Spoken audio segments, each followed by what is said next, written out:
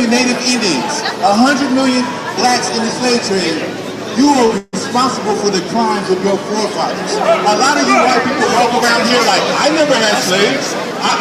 You were never a slave. I never had slaves. But you benefit for the crimes of your forefathers. The reason why you're able to walk around and enjoy Hollywood is because your fathers had to kill, they had to rape, and they had to murder innocent people for you to have that opportunity. Does it make sense? The Lord hates Esau. And if you so-called white people, you are descended from a man named Esau in the Bible. I think you better learn your history, okay? You are the original caveman. And this is the original caveman that you see right here. The original. I'm in a hell of a hole, was never expected to grow. Just obstacle set in the road, that a result of me selling my soul. The story I'm telling is cold, but yet it's what everyone knows. The white man's the devil is known. America was never a home, only a place of captivity, save facility, hating, disfigure me. They claim that I'm lazy, be killing me. Maybe the slavery draining my energy. As a young black man, I feel that I have an obligation to my race of people. Not to no other race or no other nationality, just to black people. As a young black man, I feel that I have an obligation to my race of people. Not to no other race or no other nationality, just to black people. When nowadays I work hard on the job till I come cross y'all. Still like I'm a criminal. Crime and get caught, it could be your first charge. Like, man, you ain't getting the minimum. It gon' dip, squat, 5 mile run, push, pull, sit on, goddamn. Strong, looking at my baby, trying to keep them doing wrong. It's too long for they grown, I can't leave them on their own. They killed Daddy like he had a 30-day cake. The news covering up the story for what they say. It took me back to the time we lost Otis. To the knee crackers, they gon' tell you something bogus. And I'm thinking like, damn, what you telling kids? We try to put up a fight, but did we fail the kids? Cause they really got us looking like no damn good. And why success got to cost my manhood? Hey, black women, y'all got to wait the fuck up. Cause some of y'all heavy crackers keep us fucked up. You want your respect, boo, that's what's up.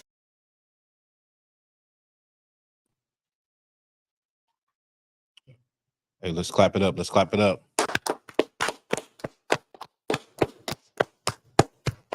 Hey, Shalom, Lord in Christ, Israel. Let's get a sound check. We using a new, highly sophisticated mic. Give me a sound check. Give me a 1 if you can hear me. You can hear me clear. You said what?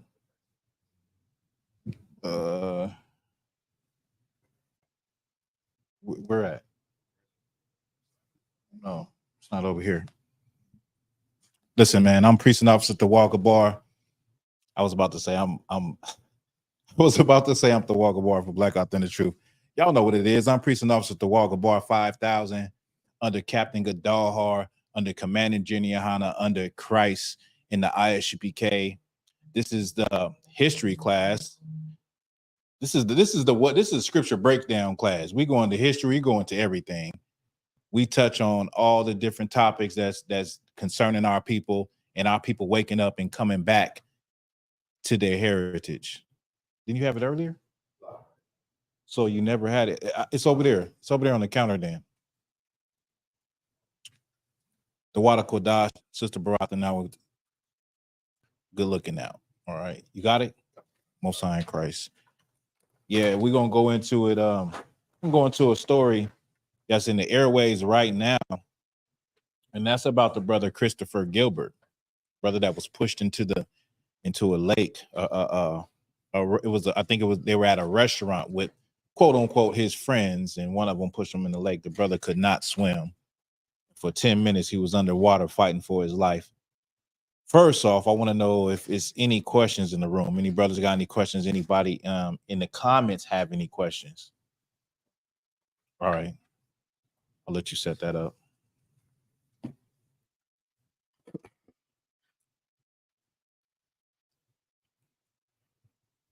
Come on, cuz. So Philippians 4:11 through 12. So like it.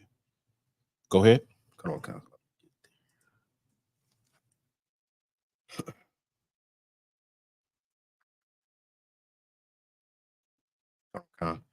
Okay, is the car Reyes? Go ahead and you say you do. Go ahead and put your questions in the chat. This is the book of Philippians, chapter 4, verse 11. Mm-hmm. Not that I speak in respect of want, for I have learned in whatsoever state I am, therewith to be content. Mm-hmm. I know both how to be abased, and I know how to abound. Mm-hmm. Everywhere in all things, I am instructed both to be full and to be hungry, both to abound and to suffer need. Mm-hmm.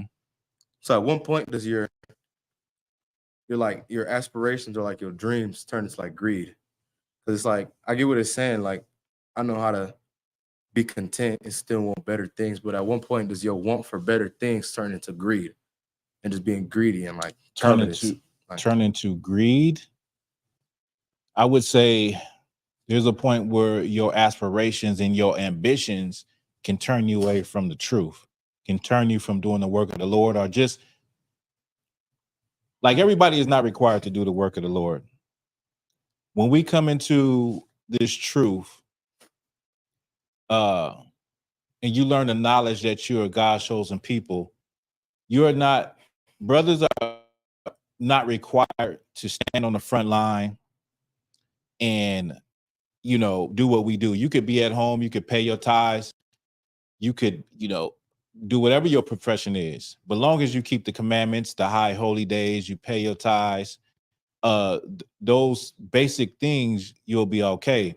But when those things that you do start to get in the way of even following the Lord, meaning like you're trying to, like, I'll use rap for an example, or just being, you want to be in the industry, you want to be an actor, you want to be an actress, you want to be a musician, and these things start to change you and take you away from following the Lord, for doing the things of the Lord, for you start to do the things that everybody else is doing. You start to find yourself, you know, birthday parties, and you start to find yourself at parties, and, you know, in the industry, they celebrate everything. So if you want to be a part of that world, you're going to have to be a part of it. But when it starts to get in the way of you keeping the commandments, when it starts to be a stumbling block, when your ambitions and your desires, you know, to have money, or to, you know, be able to go on trips and live a luxurious lifestyle and have, you know, wear Gucci and wear all the finer things, have the finer things in life, when that starts to change you to where you start to not have compassion for your people, when you start to not care whether or not it matters if you're at a, you know, birthday party, if somebody sees you, you're supposed to be in the truth, but they see you at a family get together, that's a holiday or a birthday party, that's when the thing becomes a problem. It becomes a problem when you said your greed, but I would say more your ambition. So explain more what you mean by your greed. Like your lust for, kind of like how you can, like, it can turn from like just wanting something to like having to have it, like being greedy, like, you know, how you said, like turning away from the things you're supposed to be doing because you want it so bad. Like, at what point does it turn like to that? It turns into that because when you want it so bad, when you turn away, and that's when it turns into that, right? Let me see.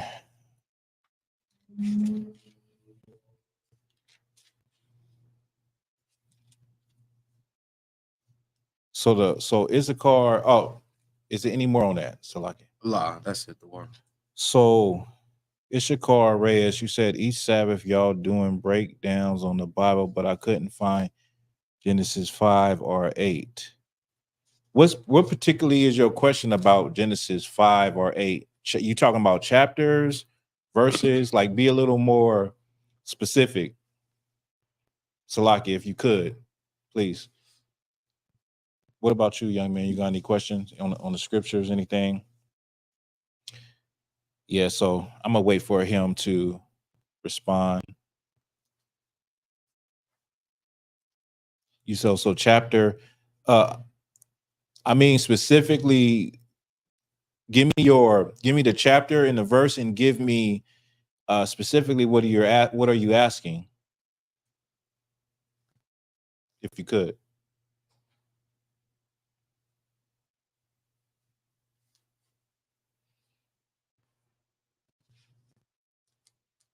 Read that precept again that you have for me. Come on, so Philippians.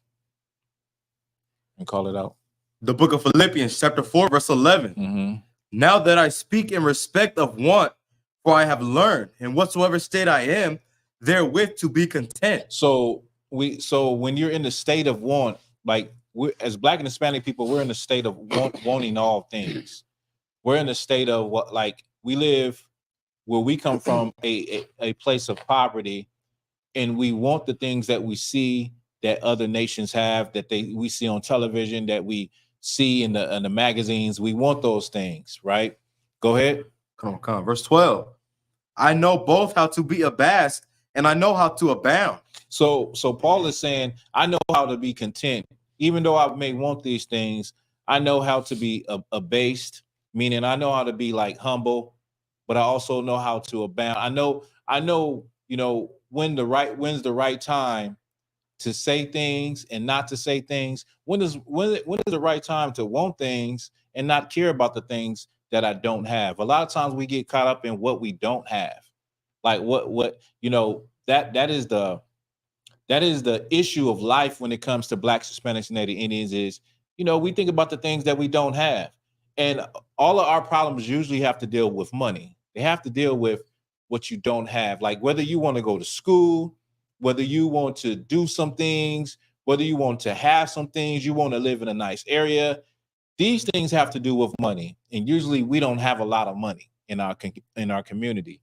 So instead of getting caught up in the materialism and the things that are superficial, that actually they do mean something. It is nice to be able to live in a home and have your own room and have a nice bed. It is nice to have those things.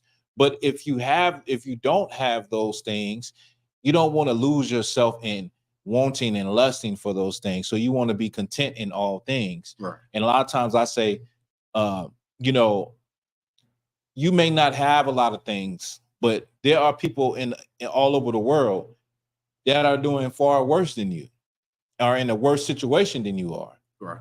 You know, you can think about people in the world. There's Africans that's waiting on the airplane to fly by and drop rice from the sky. There's Palestinians that's sitting in an apartment with half of the wall is blown off.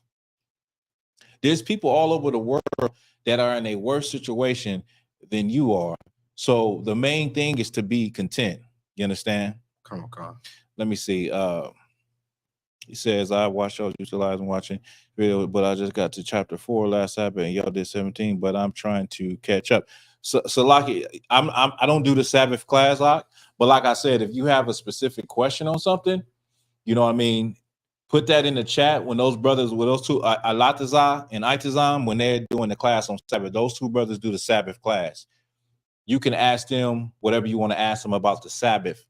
If there's anything specific that you have right now, I'll answer it. But as far as, you know, what you're saying and you want to catch up, you know, you can get with those brothers and possibly they can even shoot you some links to previous classes so you can catch up. All right. Keep reading. Come on. It's like everywhere and in all things, I am instructed to both be full and to be hungry. I'm instructed to both be full and hungry. Go ahead. Both to abound and to suffer need. Both to abound and suffer need, to have an abundance, to have more than you need, and then to be in a situation where you don't have enough that you need. You don't have everything that you want, but you're able to be content in that situation. You're able to long suffer through that situation. You're able to put your ego and your pride and your lust to have things aside to be okay in your situation and not lose your damn mind and not go out and hit somebody upside the head or break into someone's house or go like out here and go and try to steal their catalytic converter and wind up losing your life. There's a story with a brother stealing a catalytic converter. Well, his jacks gave out and the car fell on him and crushed him to death. You're content with the situation now. Does that mean that you're not trying to get better? No. Does that mean that you're not trying to go to school and better yourself? No. Does that mean that you're not trying to get an education, trying to get a better job, want to get promoted at your job? No, that's not what it means. But we all go through this situation where we feel as though we don't have enough. We feel inadequate. We feel like, it's not enough money coming through. It's not enough opportunities. When is things going to change? I can't keep living like this. And you're doing what you got to do. You're doing everything right and everything that you got to do. The number one thing is to trust in the Lord, okay? Right. And I'm basing it on money because, like I said, I'm basing it on things that we don't have. And when the common denominator of these things is finances, it's money. That's the common denominator of things. If you could you give me so like let me see. I think it's in the Apocrypha.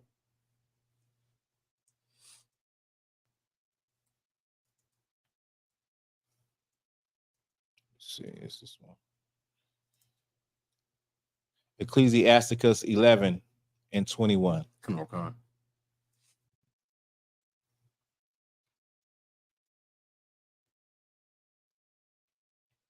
So when you're content, you won't be pressured or pressed to go out and sell drugs to make a little extra money.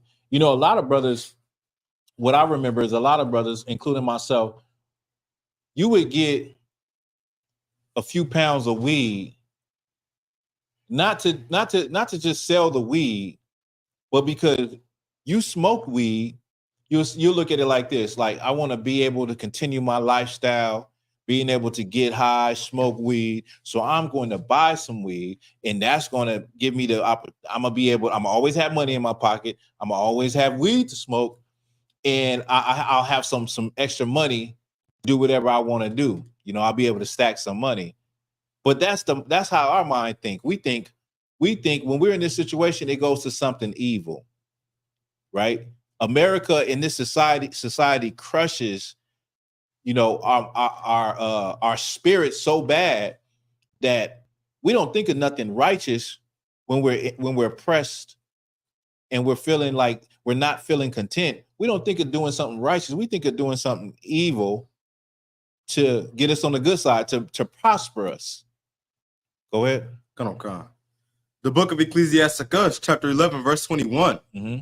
Marvel not at the works of sinners, but trust in the Lord and abide in thy labor. The Lord said, marvel not at the works of sinners.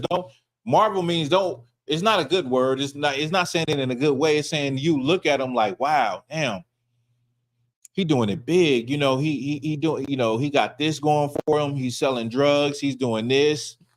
You look at the politicians, they're selling drugs, they're lying, they're paying money under the table to get laws passed, and everybody is just prospering that is doing evil. Read it from the top again. Come on. The book of Ecclesiasticus, chapter 11, verse 21. Marvel not at the works of sinners, but trust in the Lord and abide in thy labor. It says, but trust in the Lord and abide in thy labor. What is thy labor? What I explained earlier, the things that we do on the regular, but it still seems like it's not enough. You go to work, you work 10-hour shifts, 12-hour shifts, and you're at work all the time, but you can't get up. It's like you like, damn, can I get a break? I'm trying to feed my family. I'm trying to take care of everything. I'm spread out thin. Nothing is breaking through for me. They denied me on a promotion at my job. Like, what else do you want, Lord? And you're not content because you're looking on social media and you're seeing somebody that taking pictures of their food and they in Italy. And now you like, damn, I got to be. I failed as a man. I failed as a parent. It's a 20-year-old somewhere making thousands of dollars, making videos in his room. I'm a damn failure. I should have listened to what people was telling me when I was younger. I should have went to college. I should have did this. I should have did X, Y, and Z. And you are not content. You start to look at it like, you know what? This is hell. Ain't nothing working for me. The Bible says to abide in your labor. You going to school, but you trying to pay bills, go to school, get your education so you can get a better job. But it's a whole struggle doing that. You have a struggle trying to get to school. You don't have a vehicle, or the vehicle's giving you problems all the time. and you got to get somebody to fix it, or you got to catch public transportation, and it's just hell, man. But the Bible says what? To abide in what? Abide in thy labor. And most importantly, trust in the Lord. Trust in the Lord and abide in thy labors. That's the most important thing that's being said right here. Trust in the Lord, not in yourself, not in your job, not in your circumstances, not in the what ifs, not in the could be's, but in the Lord. Go ahead. Come on. For it is an easy thing in the sight of the Lord on the sudden to make a poor man rich. I mean, come on. It said it's an easy thing on the sudden for the Lord to make a poor man rich. Like what you thinking is an issue is not really an issue with the Lord. Like the issues that we think that we have, they're really not issues. Most of us have food, clothing, and shelter. Right. It may not be the type of clothing that you want. It may not be the type of food that you want to eat. It may not be the shelter that you want. But a full stomach is a full stomach. Right. A car that can get you from point A to point B is transportation. Like we get caught up in what it looked like instead of what is it actually doing? Right. What are you actually lacking? You know what I'm saying? That we get caught up in that, and that's the Lord don't even see that. The Lord sees that you're not homeless. The Lord sees that you're not out begging for bread. The Lord sees that you're in your right mind. You can make a decision to do evil or good. The Lord sees those things. You're not lacking nothing. Go tell somebody that, go tell one of them bubblehead Africans where they dropping rice out the sky from that, you lacking, that you doing bad. Them people don't want to hear that. They doing bad. They drinking water that's brown. What the hell are you talking about? What are we talking about? You know what I'm saying? There's people in other lands that there's children in Brazil where they go to sleep. Their ceiling is the stars. They don't have a house. They got a shack, and when they lay down, they're looking at the sky, slapping bugs and stuff and critters away from them in the middle of the night. That's not your life here. Like I think we forget how good we actually have it. Yes, we want better. Everybody wants better. And you blessed if you do have a lifestyle like that. You're blessed here in America. And what I'm saying, don't get it twisted that you want to stop striving for greatness. Always strive for greatness. Always strive to be a master in whatever you're trying to do. Do your best. I don't care if you clean toilets all day. Be the best toilet cleaner they have in the company. Be the most professional person they have in the company. Carry yourself like that with excellence, because that's the heritage of the Lord. It's excellence. Right. Sister said some places don't even have water. Yeah, people taking baths in a case of water. Yeah, it's like that. There's some countries where people are taking baths in the river. In the same river, people urinate and defecate in, and trash is in the river. And the same river is people taking baths in it and washing their clothes. So, you can always hold something in perspective to your situation. But if you keep the commandments of the Lord, you abide in your labors, working hard, the Lord will establish what you want to do. Listen, there are people in the world that don't even care about the Lord, don't know the Lord, don't believe in God, but they worked hard and got where they got, or got whatever they got out of their labors. Just working hard. That's just working hard with no belief system. So what more for you and me? If we work hard and we put our minds to some things and we, utilize the things that we learn in the truth in the world and be professional, the Lord will establish whatever we want. Right. He established that. Right. Where we at? Verse 22. Go ahead. Is more? Come on. Okay, go ahead. Verse 22. The blessing of the Lord is in the reward of the godly, and suddenly he maketh his blessing flourish. Right. The blessing of the Lord is the reward. Is what? Is the reward of the godly, Come on, Kyle. and suddenly he maketh his blessing flourish. I mean, that's self-explanatory. That's just what I said. Right. You know what I mean? And like I said, brothers and sisters, you know, you watch the truth, you see the truth, but you're not in here with us. You don't have to be. Keep staying in these classes, following along, keeping the commandments, show up at the Passover, and you'll be tawab. Oh yeah, pay your tithes too, and you'll be tawab, meaning you'll be good. You don't have to be in the front line with the brothers, standing at camp, you know, going into the world like Captain Cesariak, battling, you know, everybody, every and anybody, and destroying every and anybody. You don't have to be like that, but abide in your labors. Fear the Lord. Keep the commandments, and the things that you want will be established. And be content in every situation. Be content when you don't got it, and be content when you do got it. Because sometimes we don't got it. Sometimes we down, but sometimes we up. But you got to keep that same mind frame when you up. When things is going good, you know what I'm saying? Money rolling in, you know, bills is real low. You got a little extra money. You can either save it or you can do something nice. Be content in all things. Have an open mind. Be realistic. Be realistic about, you know, your situation. That's what Paul. That's where were you reading that? Ecclesiasticus. Salaki. I don't know who was saying that. Salaki on that, but that's what the brother was saying. I believe it's Paul. That's what he was saying.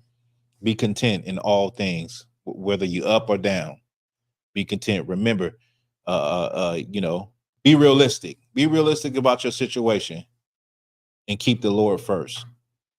So now I want to talk about this brother, Christopher Gilbert, or Chris Gilbert. I know y'all heard about this story with this brother that was pushed into some water. Let me pull this up. He was pushed into, it was at a restaurant, a lakefront restaurant, and he was pushed into the water by one of his so-called friends. One of his friends. And I want you to give me, we'll just hold it.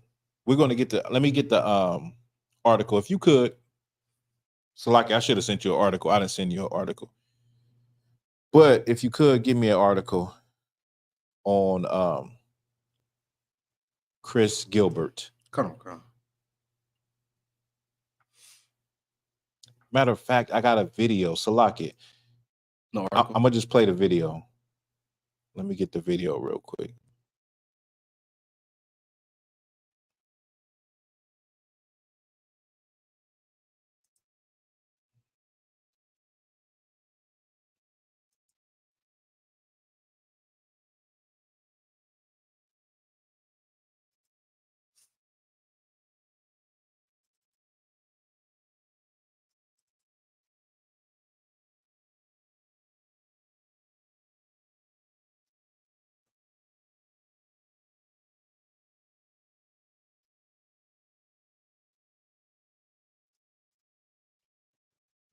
So I think this is the newer video. Miracle. Let me see.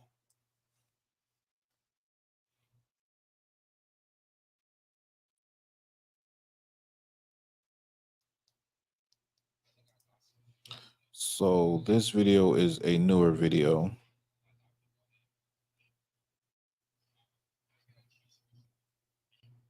Let me get the other video. This is not the video. Y'all bear with me. Let me cue this up.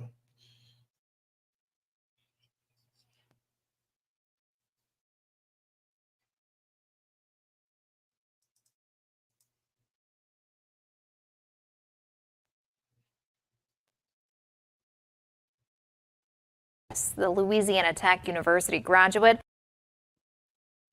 was hanging out with friends at a lakefront restaurant back on April 14th when one of his friends allegedly pushed him into the water. Now, KSLA exclusively obtained new information today from the Union Parish Sheriff's Office. Law enforcement released the call sheet report from the near drowning incident. And tonight, Chris is still in the hospital, but according to family, he's doing much better and is officially off life support.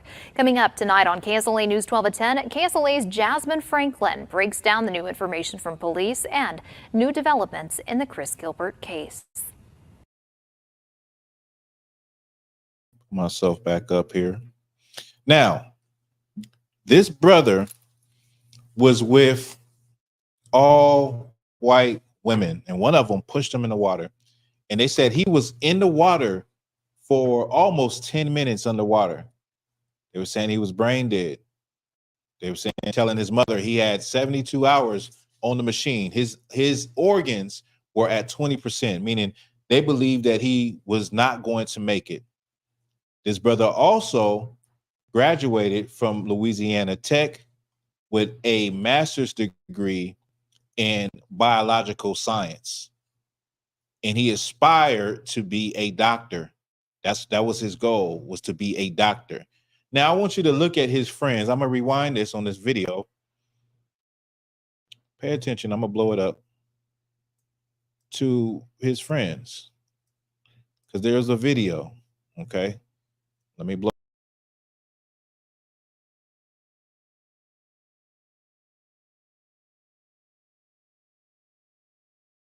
Much better and is officially off life support.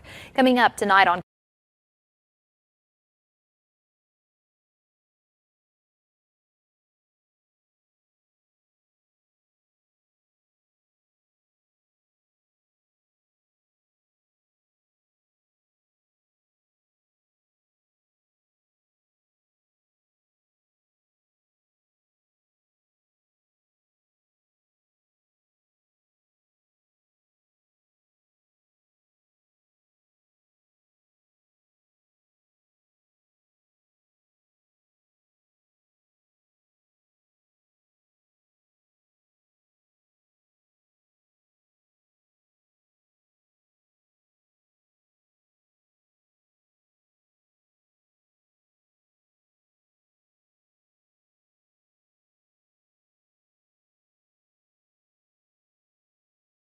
On with our news tonight. Well, it's been described by many as a miracle. We gave you the first alert on 26-year-old Chris Gilbert, who was allegedly pushed into a lake by one of his friends. According to family, Chris was submerged underwater for more than 10 minutes. Thankfully, he survived. And after spending more than 2 weeks on life support, Chris's mother says tonight he is officially off life support. This is truly amazing. Take a look at your screen right now. This is a recent photo of Chris sent to us from his mother, Yolanda. As you can see, he looks to be in much better shape. Tonight, he is still in the hospital, but family say he is doing much better. The incident happened a little more than 2 weeks ago in Farmerville, Louisiana. Chris was hanging out with friends at a lakefront restaurant when one of his friends allegedly pushed him into the water. This left Chris with major brain damage, and he was on life support, but according to family, his health is improving. And although it has been a significant improvement in his health, his family is still searching for justice and answers. In the days of recovery, with him progressing, it's still a struggle, it's still a battle, because we don't know day for day what to expect. And I just want his quality of life to be restored. I don't want my son to have to suffer from something that was not his fault totally. It's one black kid and a group of white kids that's his friends, and one of them pushed him into the water.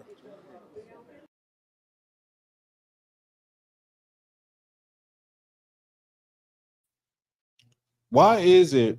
You hear what that brother just said? It's one black kid and a group of white kids, his friends, and somebody pushed him into the water. This brother clearly understands what they're dealing with. When you say there's one black kid and then these white kids, that's supposedly his friends. But why we don't have this mind state early? Like why is it once something happens, now we're saying, oh, he was with the white girl or he was with the white guys. Why are you not warning your loved one that these are the devil that the Bible speaks? These people are the devil that the Bible speaks of. You feel me? Why you not warning them? Why nobody ever told him, hey, look, nephew, I don't know what you into, what you doing, but you just stay away from them. Right. Stick to your people. Give not thy sons to their daughters. Now, clearly, this brother, he's educated, and he's not with them for the reason he's with them is obviously he's either talking to one of them, he's interested in one of them, or they're interested in him.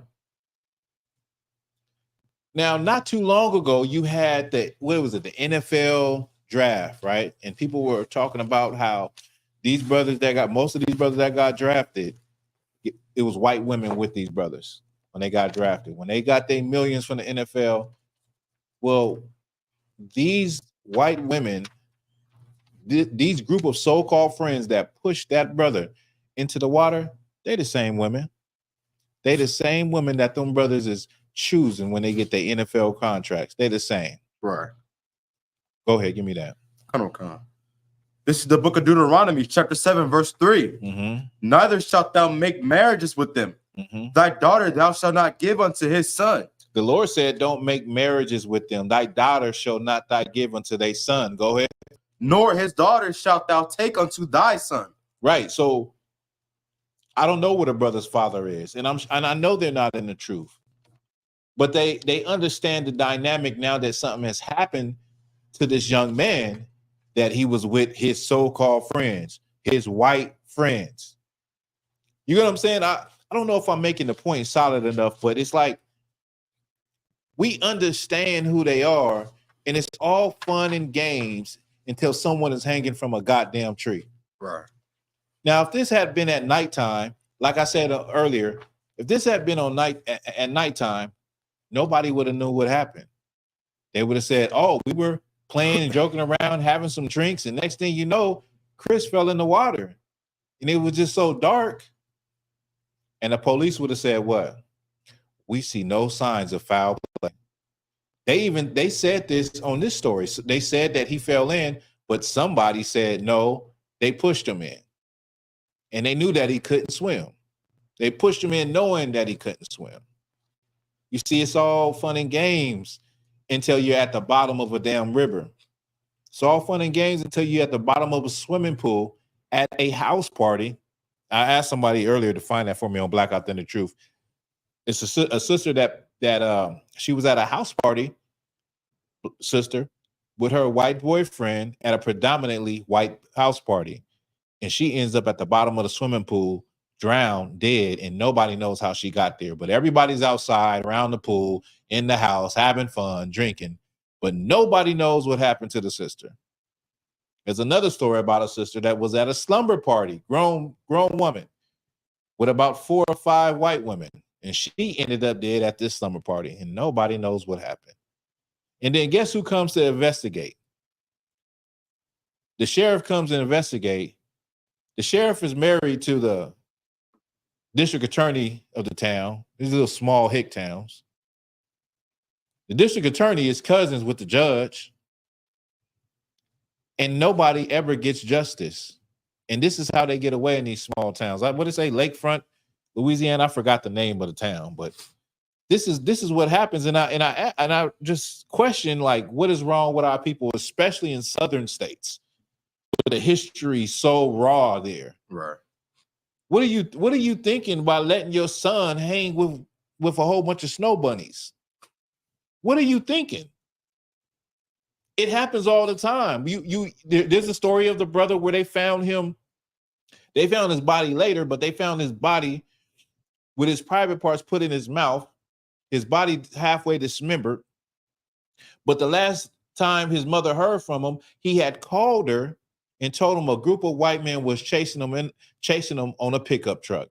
And you know how hunters put those cameras in the woods to, take pictures of deers and stuff. Well, one of the cameras got a picture of the brother running with his shirt off. Excuse me.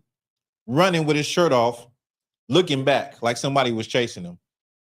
Earlier, he had got into it with his employer, and he was telling his mother he was having issues with this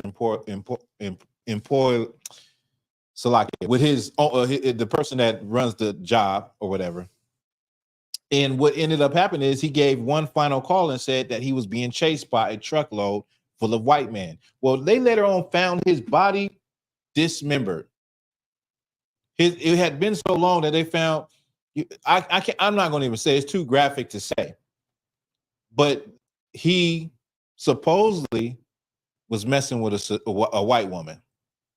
You see this happen a lot with our brothers and with our sisters. It happened to Sade Robinson very recently. Her body was dismembered. She went on a date with a white bartender, thinking he was a knight in shining armor. She was just 19, very beautiful sister. And that was the last time her family ever seen her.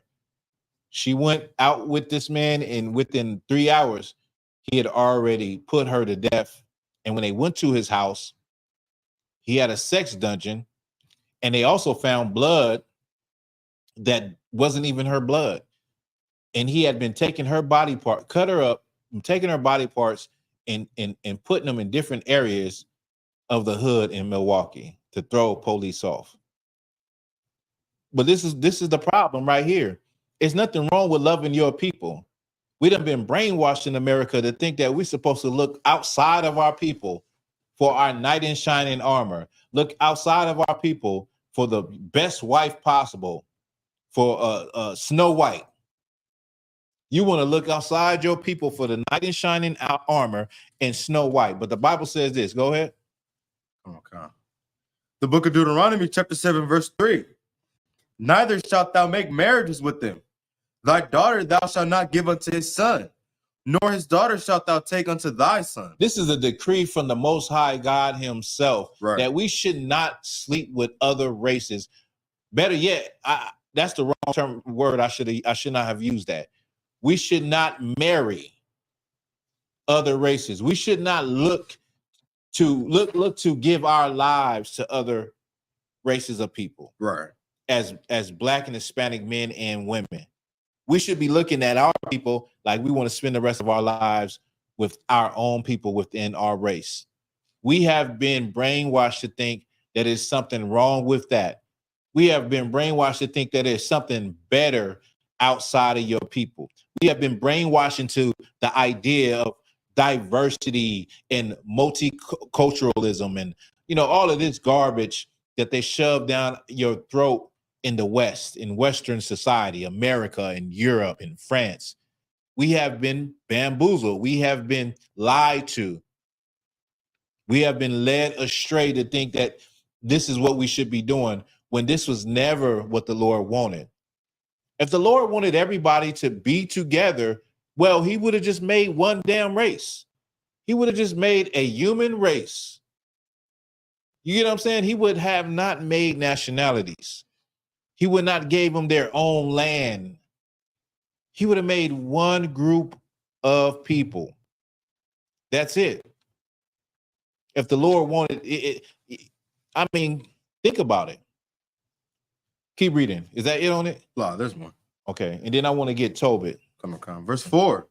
For they will turn away thy son from following me, that they may serve other gods. So will the anger of the Lord be kindled against you. Most likely, if a brother gets with a woman outside of his race, well, the reason why he's even getting with her is because he's a Christian. Because you believe that God loves everybody and that everybody has the opportunity to come to Christ.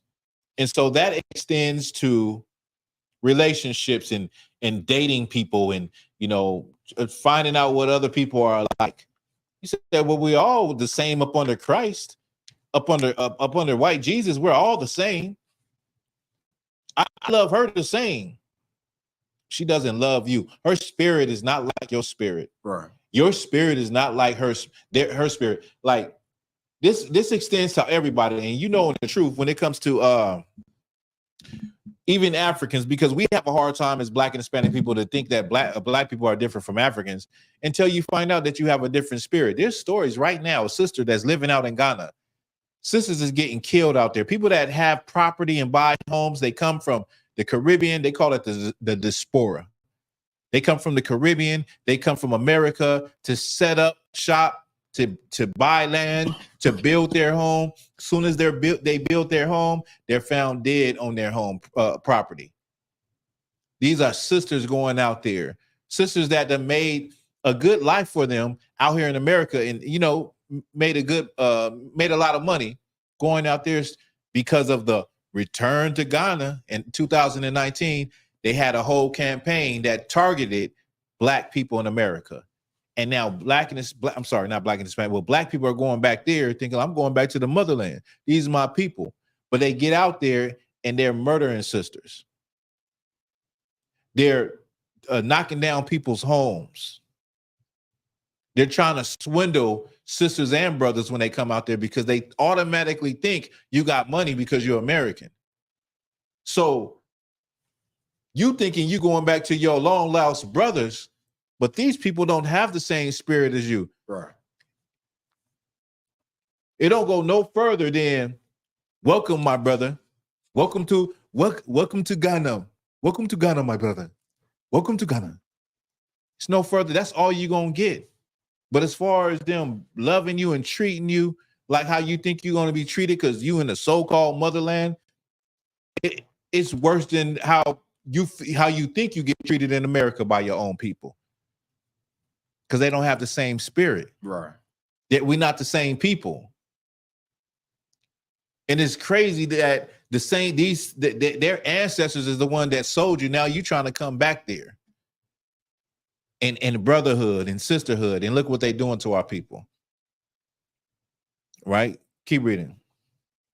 Okay. I'm gonna bring them stories out. I'm trying to connect with the sister right now because I would love to bring her on Black Authentic Truth and just show you, like she said, it's not all, peaches and cream out there, how people think going to Africa and is better than America. It's not. And so a lot of these brothers and sisters don't know that they God's chosen people. But they going back there trying to connect and wondering why everybody's trying to cheat them and swindle them and assault them and extort them. Well, if you get an I.S.U.P.K under Commander Jenny YAHANNA, you'll know exactly why that's happening. Right. Go ahead. So will the anger of the Lord be kindled against you and destroy thee suddenly. Said the anger of the Lord will be kindled against you. It's kind of like you don't want to think that brother got pushed in that water because the Lord was giving him a wake-up call. See, because you believe in white Jesus. You believe that God don't do nothing wrong or nothing bad. God don't do nothing to give you a wake-up call. But that very well could have been a wake-up call. They said he's made a miraculous improvement. And I pray that the brother gets all the way healthy so he could say what the damn truth is. Right. It's so many brothers and sisters that have been in situations like that they can't tell you what the truth is because they're dead. But I pray that this brother, he gets his health back, his strength back, that he can say what the real is, and he learns the lesson. Right. He learns the lesson that you're learning right now. That the Lord will what? Read that again. Come on. And so will the anger of the Lord be kindled against you. That the Lord's anger will be kindled against you when you do that. Like we haven't learned enough. Nobody noticed what happened to Tiger Woods. Nobody noticed what happened to O.J. Simpson. I mean, at least we didn't get the lesson out of it. In I.S.U.P.K, we give you the lessons out of the trials of life. Right. And you want to love your oppressors, women, we give you the lessons. And Black and Hispanic women, you want to love your oppressor, the so-called white man. You want to, chase after him and think that he's going to give you a better life and all of that. You're going to end up like Sade Robinson. You're going to end up missing and gone. You're going to end up being called, every name in the book. You better wake the hell up. Right. You can drop that. Let's get Tobit. Give me Tobit when his father told him to get a woman from his people.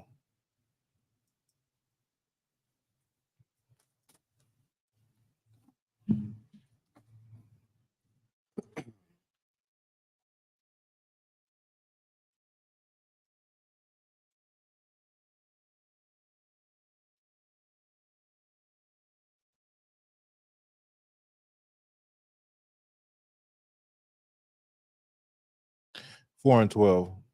Come on, Cal.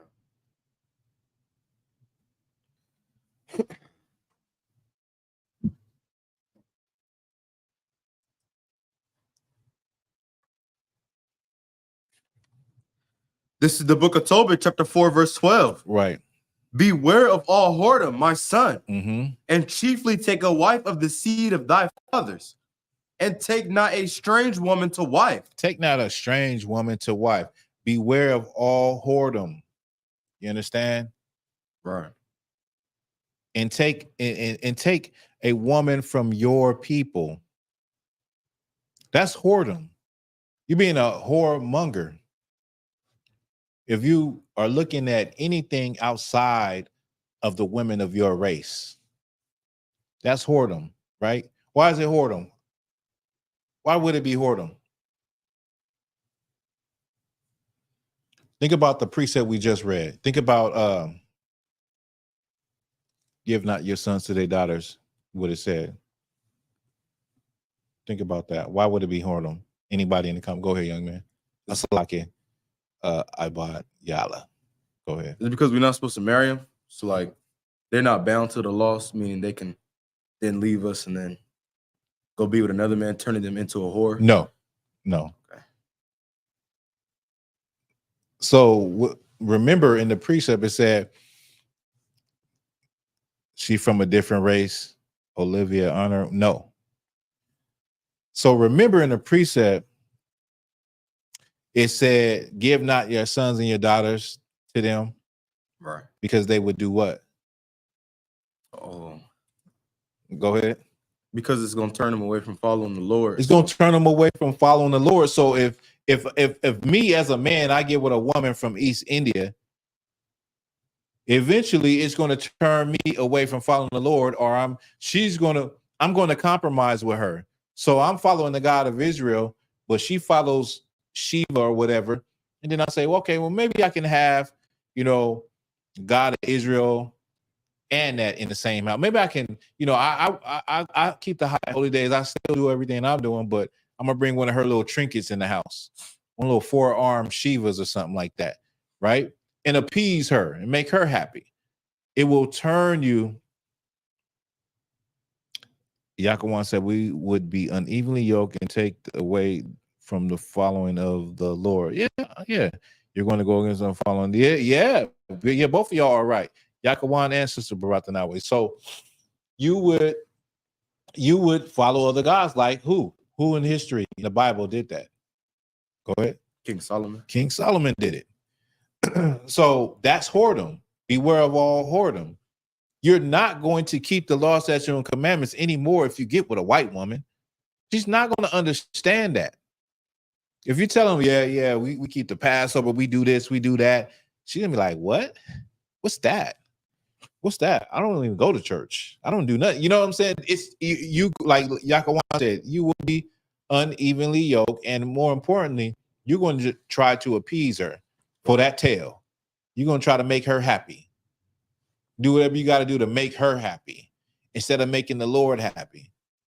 You get what I'm saying? So that's whoredom. Strange women will make you go into whoredom because they'll never have your spirit and they'll never understand you. They'll never be able to, level with you and, identify with what you're going through. And that's the same with that's on a basic common sense level where they don't know your struggles. Right. An East Indian woman can't even understand my frustration and my pain and the things that how I look at the world. She can't understand it. Now I can pattern my mind to follow America and I can get along with everybody and I can think like everybody. Yeah, of course. You see black people that do that fit in and can be in any situation, but they're trying to fit in. But me as a nigga, it's just a way I think that only a black woman would even understand me. They wouldn't even understand where I'm coming from, and I wouldn't give a damn about what they got going on. Right. It wouldn't even mean the stuff they got going on wouldn't even mean nothing to me. I look at it like it's trash, it's weak, it's whack. It has no flavor. Like, what is this? What is that? Like, what y'all do? Like, I wouldn't even want to know. You get what I'm saying? But a lot of y'all do. A lot of y'all do think y'all multicultural, and you think that you can go everywhere and be with anybody, and then you find yourself at the bottom of a damn ditch. Then you find yourself somewhere in somebody else's country and can't get back home to America. You thought you was doing something when you messed with Habibi. You thought you was doing something when you was with the Arab. Now he got you locked up somewhere you can't even leave, and you wearing a damn veil over your face 24 hours a day. You thought you was something here in America when you was with that woman, but not knowing her uncles and her cousins, all of them rednecks hated you, and they was waiting for the chance for you to do something wrong to her so you can come up missing, hanging from a tree somewhere. Police come and say, we see no signs of foul play. The Lord ain't playing with you. The Lord ain't playing with us. And even though we've been here for a while, it's high time that we understand who we are, because the Lord is not playing with us. Right. He is a God of war. He is a God. He is a hardcore, radical entity that you can never understand. But he also has mercy and compassion on those who turn away from the things that they're doing.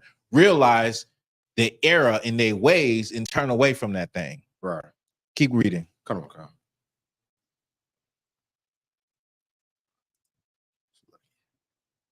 And chiefly take a wife of the seed of thy fathers. Chiefly take a wife of the seed of thy fathers.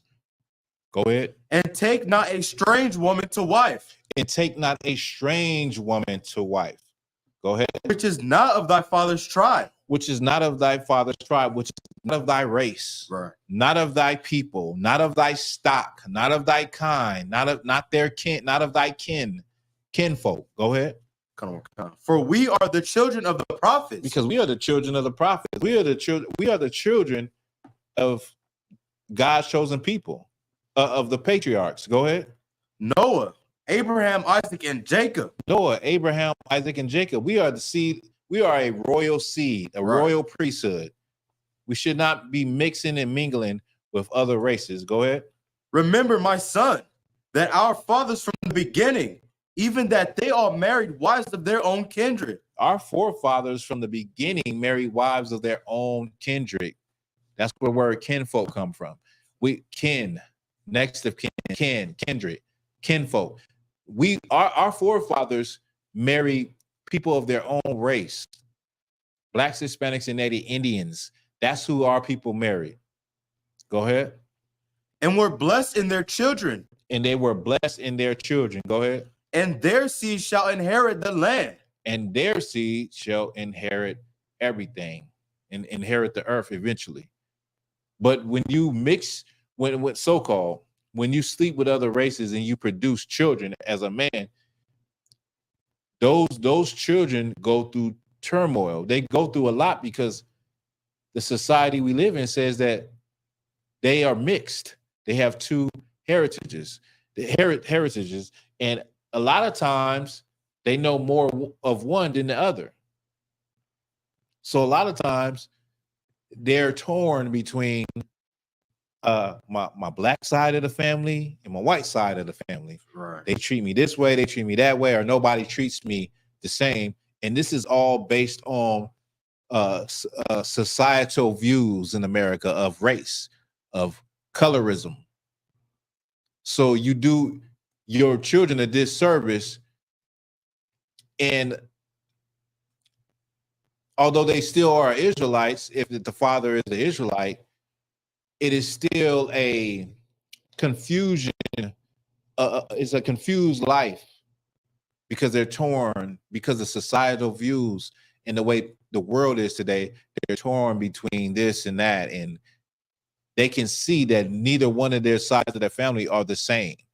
They're very, very different. Not only that, they are treated very different because on one side, they're not black enough through colorism. On the other side, they're not white enough through colorism. So this is also something that happens within our communities when our people go off and want to, make families with other races where the Lord said don't do it. Right. Right. If you could give me never trust thine enemy. We're still talking about this, brother. Terrible, terrible thing, man. I hope, like I said, I hope this brother regains his strength. They said been a miracle, the turnaround. He's off life support. I hope this brother learns his lesson, though. I hope he learns a strong lesson to never trust thine enemy. Go ahead. I got a question on the next verse, verse 13. Oh, go ahead. It says, now therefore, my son, love thy brethren and despise not in thy heart thy brethren, the sons of thy the sons and daughters of thy people, and not taking a wife of them. Is that saying like, how do I word it? Like, not like don't be a hater, like don't by not like saying like by not taking a daughter of thy fathers, is that like showing like how you like because I hate my people, like it's like I don't know how to read that from the top again. Come on, verse 13. Now therefore, my son, love thy brethren and despise not in thy heart thy brethren, the sons and daughters of thy people, and not taking a wife of them. Is it saying? So it's saying, yeah. So it's saying, love your people, your brothers.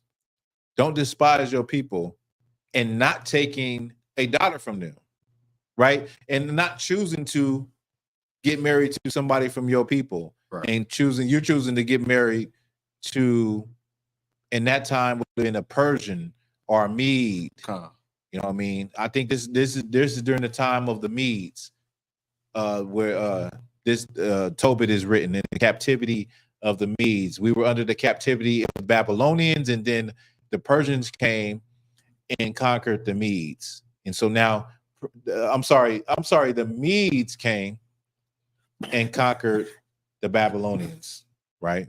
And then it's the Persians. So he's saying that don't despise your people, love your people. And not doing that, that's what you're doing. You're despising your people. You're hating your people by choosing someone else from another race. Okay. That's what it's saying. The bar. In the bar.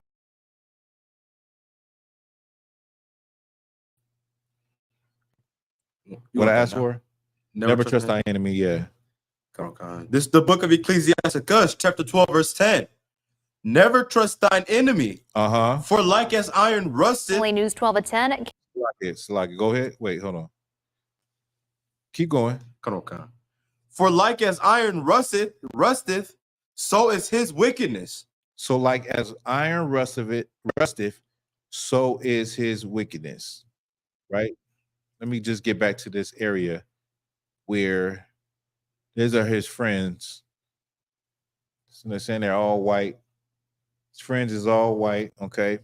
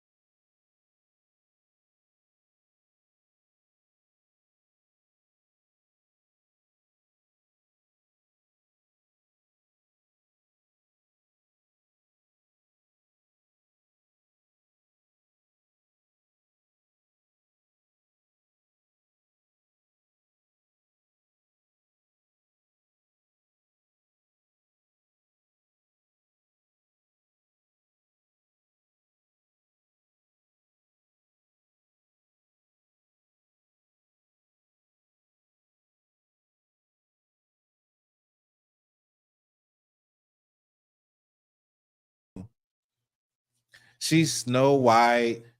She's so sweet. Her hair is flowing in the air, you know, and she has rosy pink cheeks and speaks so soft, and she's a heroine. She's the star of the movie, and she needs to be saved, and all of this damn crap. But the Bible says to never trust thine enemy. Right.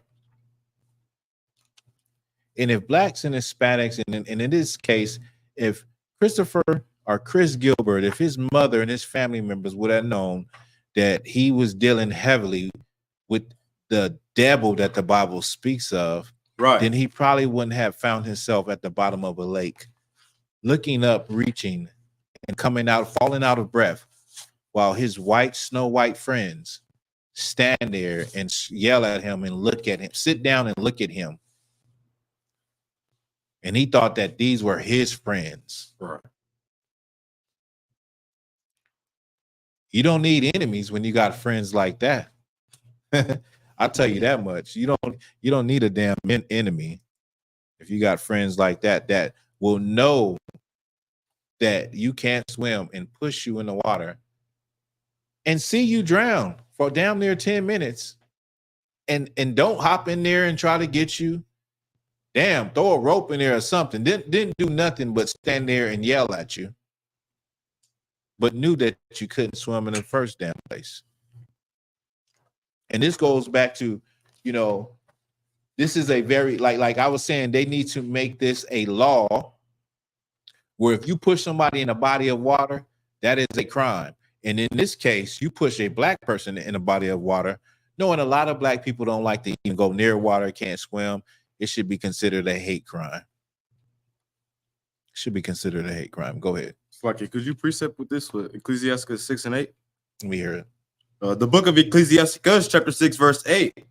For some men is a friend for his own occasion, and will not abide in the day of thy trouble. Or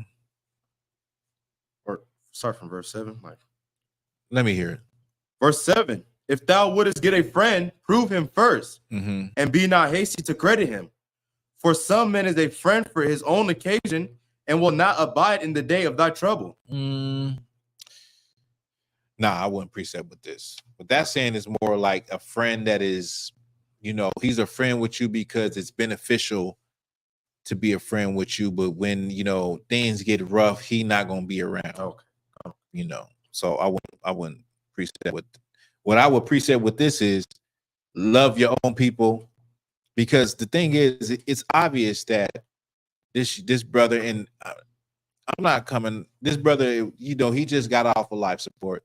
So I'm not trying to come down hard on him. I'm coming down on the idea, the Christianity in us, to think that we can love other people. And this brother thought that, I mean, he wouldn't have been with these white women if he didn't have a interest in one of them, I'm sure. Right. If you catch me with 5, 6, 7 sisters, you know, somewhere swimming, you better be damn sure I have an interest in one of them. I'm interested in one of them. Might be interested in 2 of them. I don't know. Hey, now that I'm in the truth, but I'm just saying, like, let's not play dumb. Obviously, this brother had an interest in one of those snow bunnies, and this is what it resulted in, him at the bottom of the lake. Go ahead. Or could it be that he was living like an alternative lifestyle, hanging around all women? Like, I mean, could, but from the pictures, the brother don't look like, you know. I mean, I can't call it. I mean, nowadays you don't know. You never know.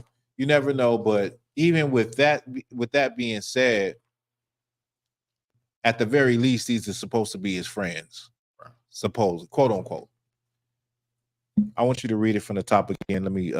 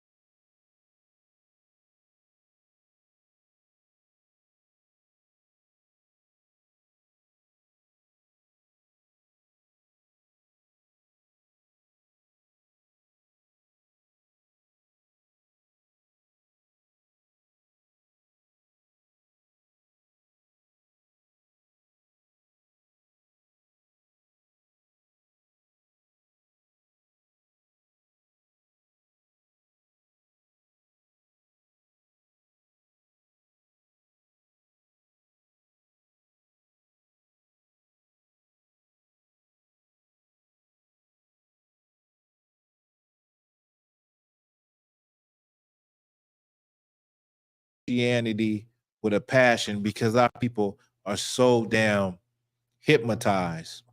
When you won't even forgive a brother that bump into you the wrong way or look at you the wrong way. But when a man goes into a church and kills 8 people, you turn around and forgive him. Like when the most heinous crimes is committed against our people by another race, you want to say, oh, I'll forgive him. I'll forgive him. I just hope that Jesus comes into his heart and he recognizes and he finds the Lord Jesus. What the hell are you talking about? I'm not going to forgive no damn devil for doing wrong to my family. I'm not forgiving no devil. He better be lucky that he's in chains. You know what I'm saying? Like, Christianity is worse than crack cocaine when it comes to our people not being able to stand on anything. We can't even stand against a damn murderer.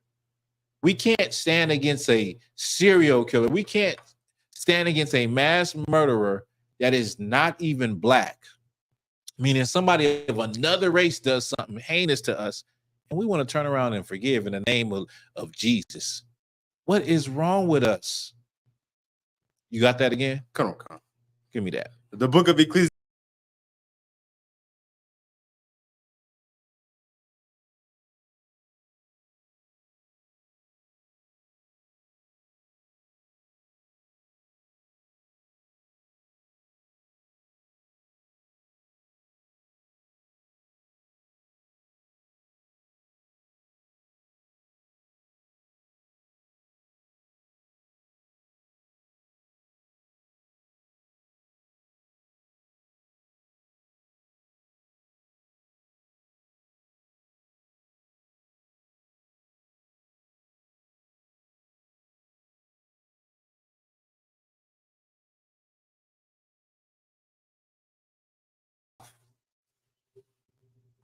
This is in the South where you have a messed up history of racial tension, slavery, and evil.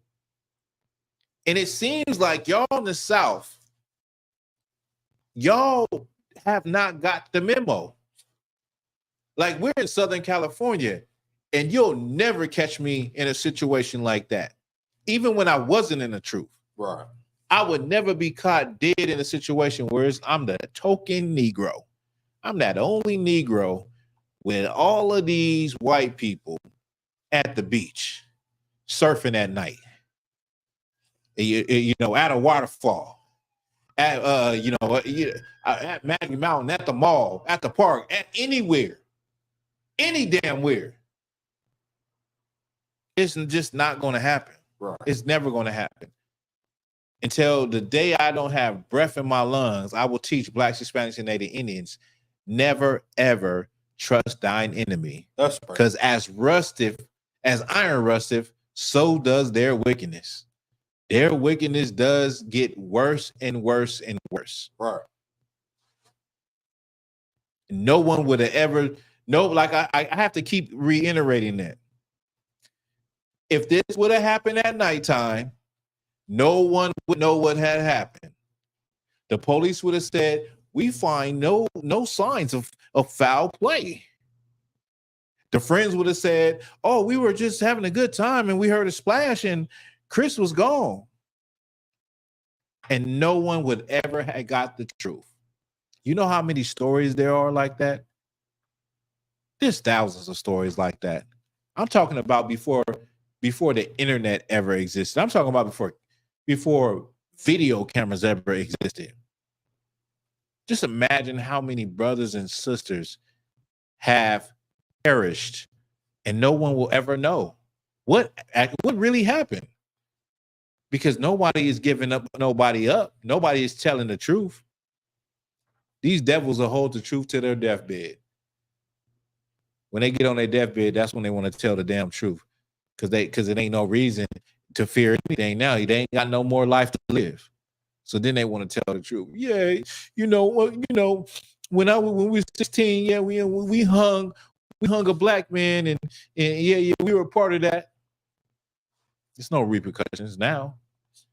You're on your deathbed. Now you want to say what the real is. Don't worry.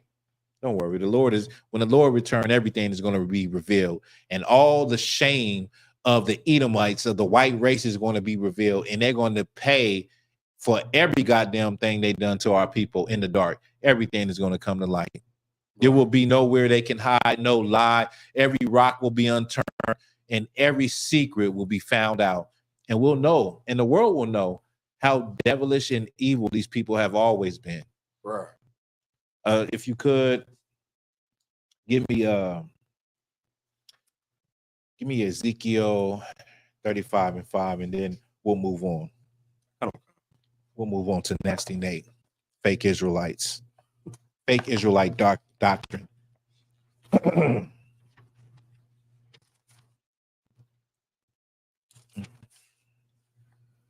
The book of Ezekiel, chapter 35, verse 5. Because thou hast had a perpetual hatred and hast shed the blood of the children of Israel by the force of the sword in the time of their calamity, in the time that their iniquity had an end. Verse 6, therefore, as I live, saith the Lord God, I will prepare thee unto blood. The Lord said, listen, y'all done had a perpetual hatred. Don't fake the funk. Don't act like you don't hate us. Don't act like you haven't hated blacks, Hispanics, and Native Indians. I say it all the time. You think that with this story with Christopher, you think that we live in a post-racial society where, we done got over racism. There's no longer blunt racism that's in your face. White people ain't standing out with signs saying, go back to your part of the town, nigger. They're not standing out saying, don't come into our neighborhood, nigger. You spick, you wetback. They're not doing that no more. You know how they do it? You know where racism exists? Racism exists in laws, right, and governments and penal codes and proposals, laws being passed. Somebody telling you, sorry that we're not hiring. So I'm sorry, you didn't make all the requirements. We can't hire you at this moment, but you can apply again in 6 months. That's where the racism exists now. I'm sorry, but we can't give you this loan for this home. You think racism doesn't exist? You think that they don't go in their homes and they talk about blacks, Hispanics, and the Indians just how we talk about them in our homes? They do.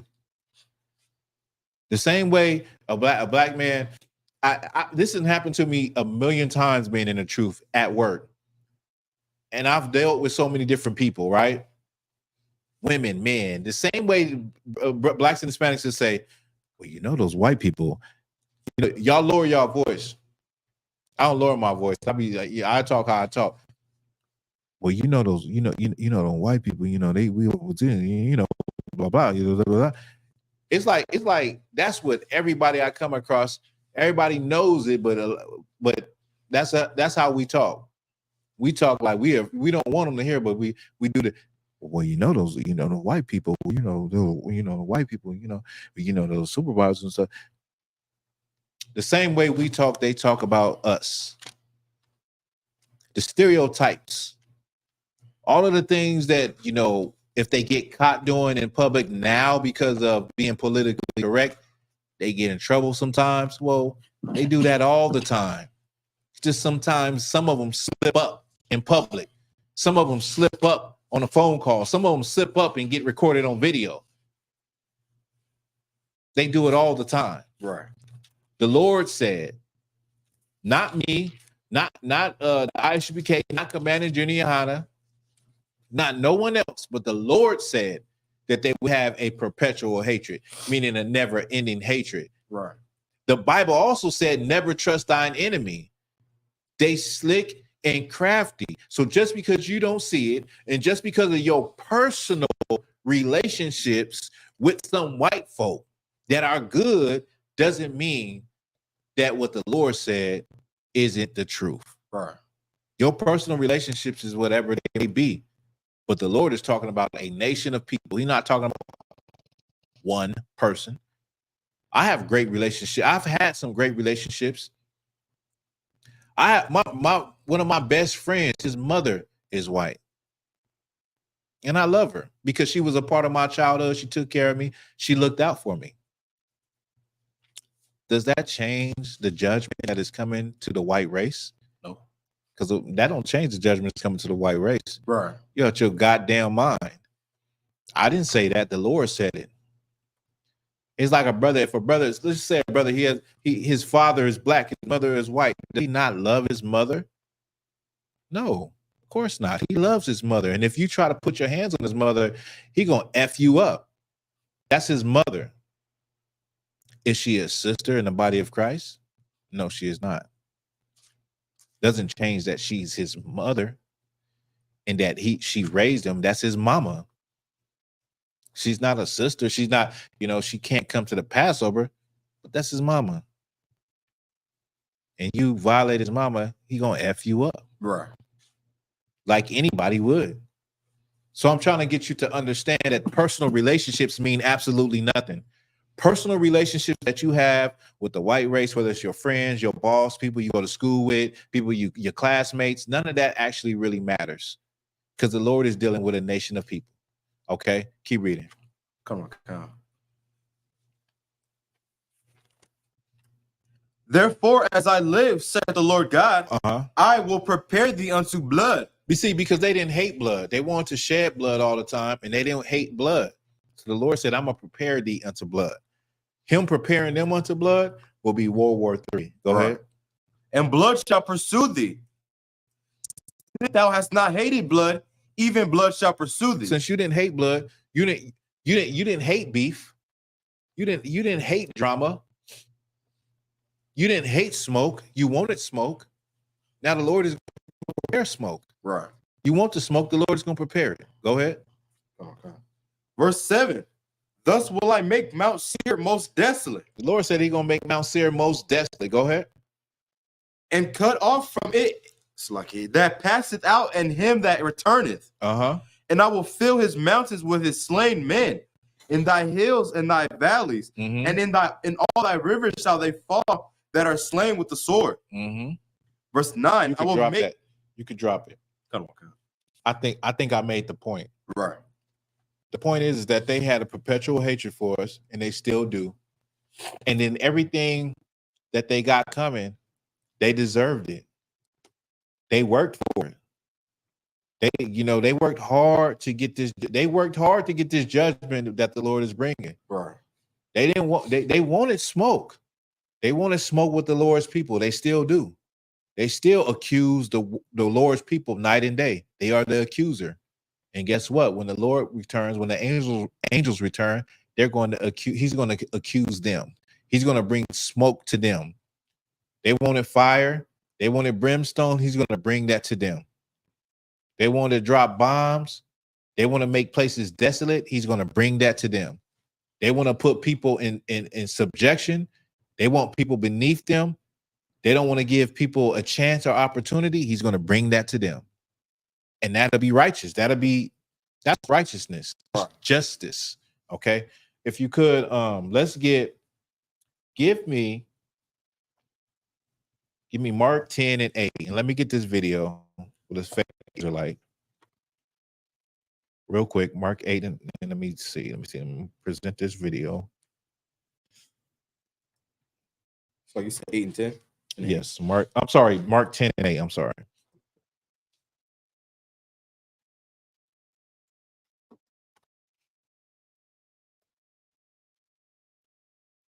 Let's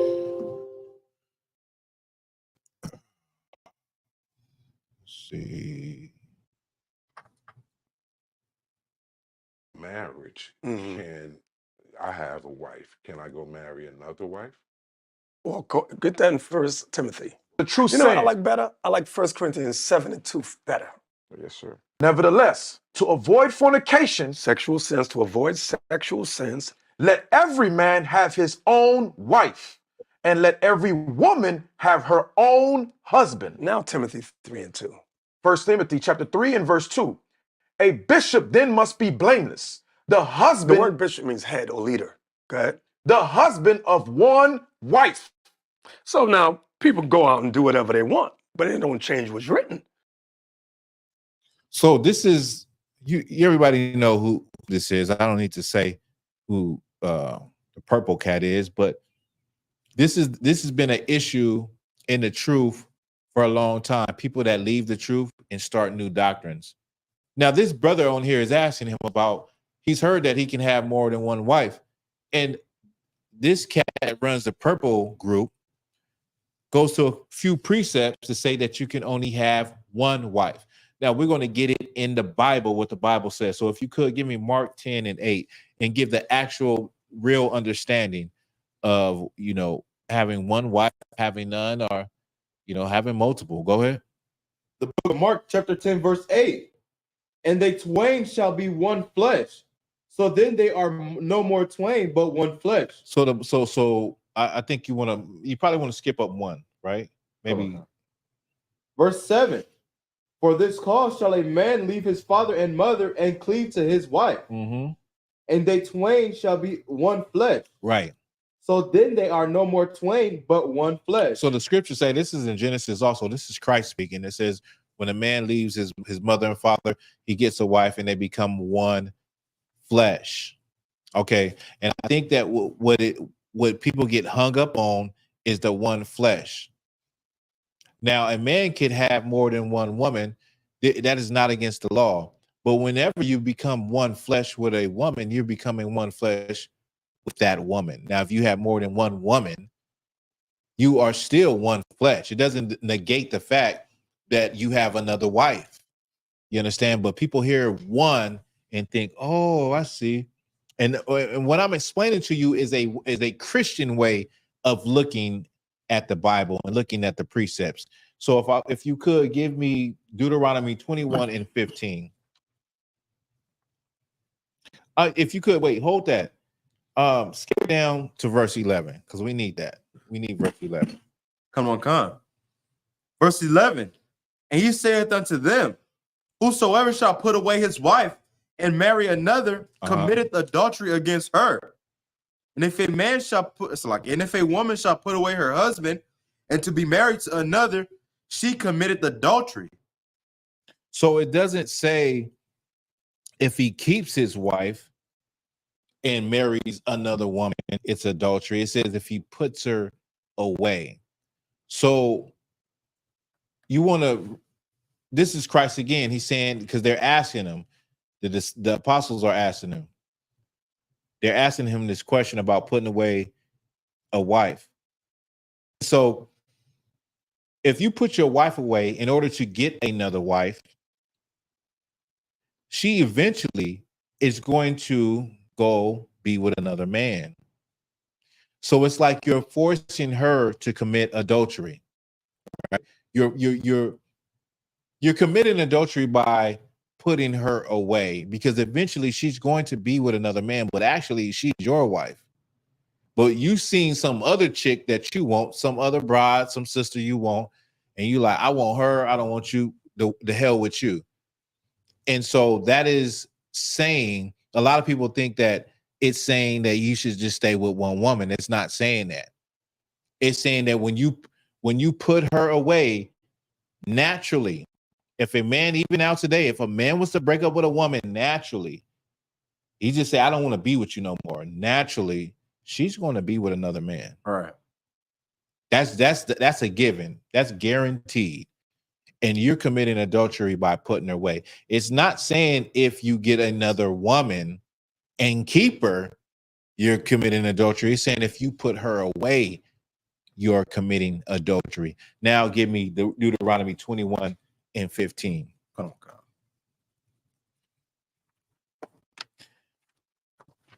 So I just want to make it clear. I'm not even arguing about multiple wives right now. I'm not making a point against this fake Israelite about multiple wives.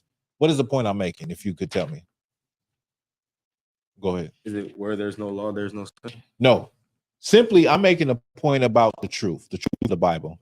I'm simply making a point about the truth. This is not in defense of multiple wives or one wife. This is in defense of the truth, because what he is pushing, what these fake Israelites push, especially in this particular purple group, is that you can only have one wife, and that's how God designed it.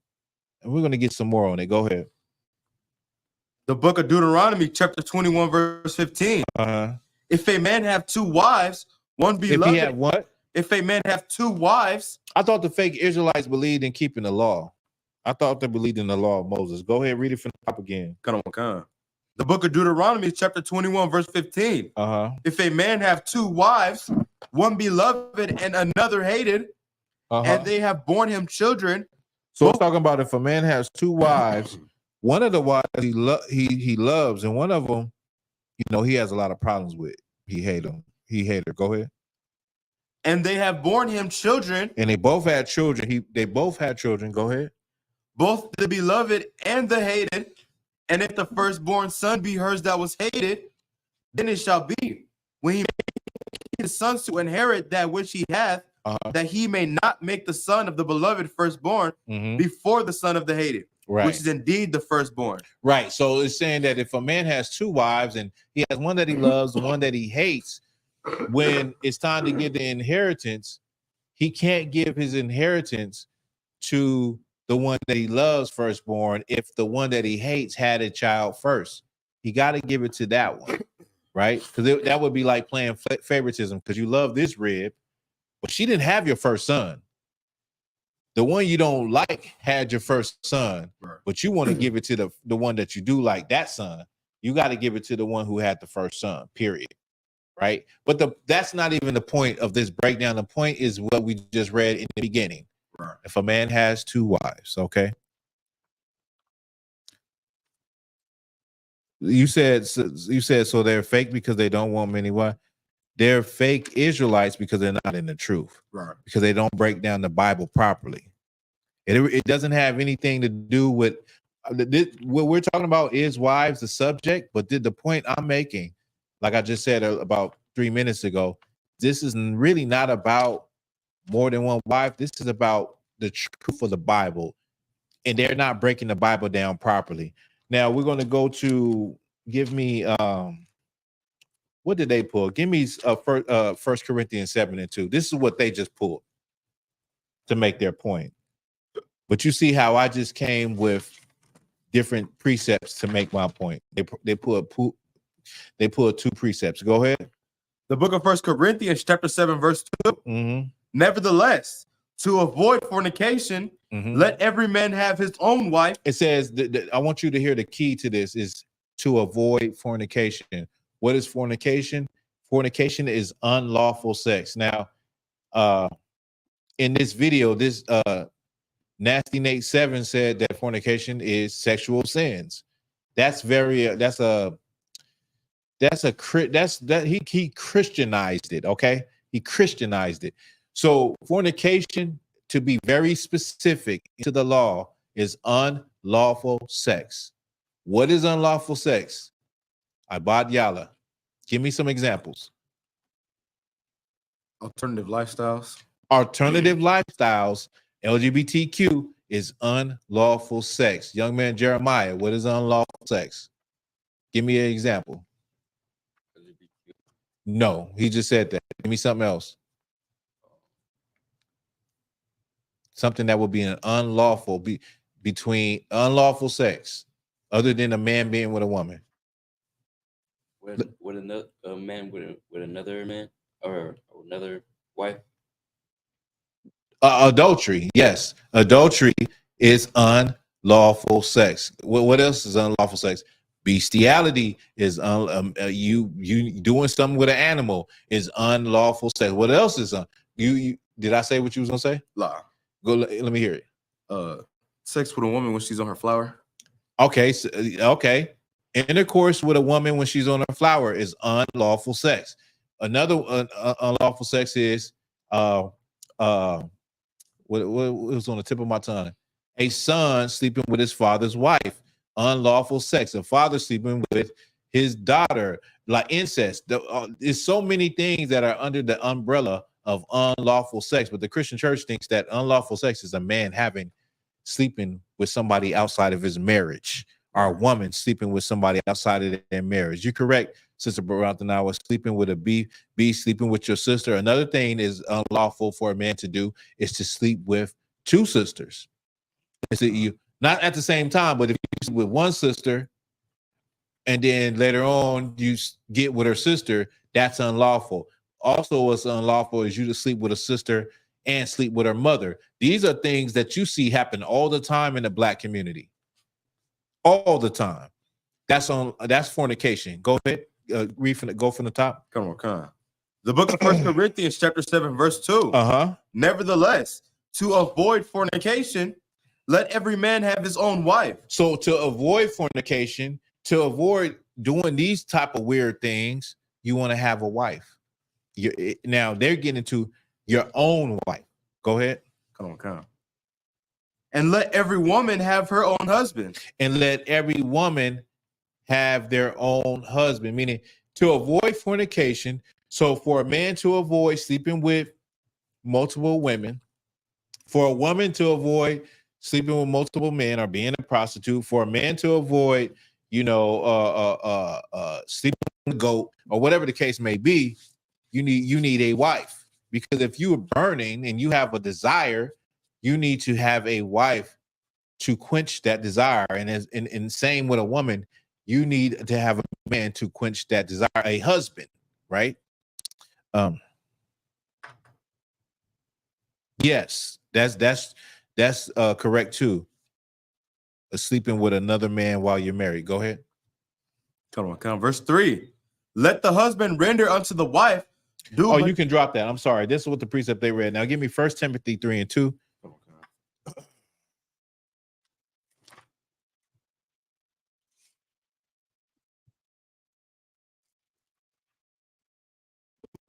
Timothy chapter 3, verse 2. A bishop then must be blameless, the husband of one wife. Stop right there. It says a bishop must be blameless, the husband of one wife. What is this talking about? What is a bishop? Abayala. I'm not sure. A bishop is like a master that's over many churches. Okay. So a bishop would have been, Christ would have been a bishop, or Paul would have been a bishop. Because remember, Paul went to different churches, teaching different churches, right? Come on.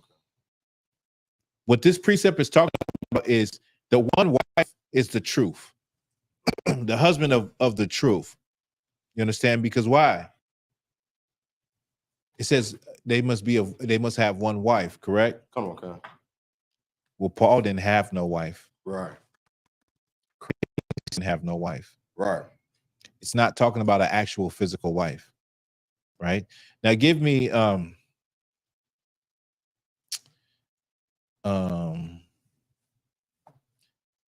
Salakia. We'll end with this.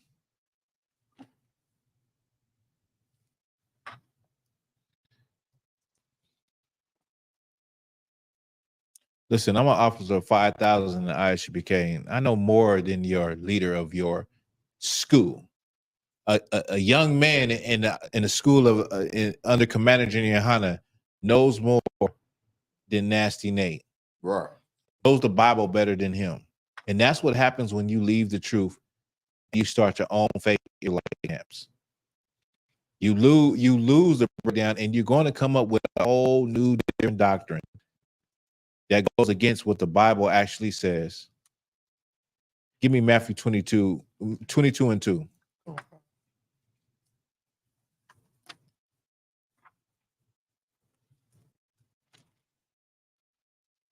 The book of Matthew 22, verse 2. The kingdom of heaven is like unto a certain king, which made a marriage for his son, and sent forth his servants, called them that were bidden to the wedding, and they would not come. Verse 4. Salakia, is that what I want? Let me get it. I got you. Is that somebody's phone?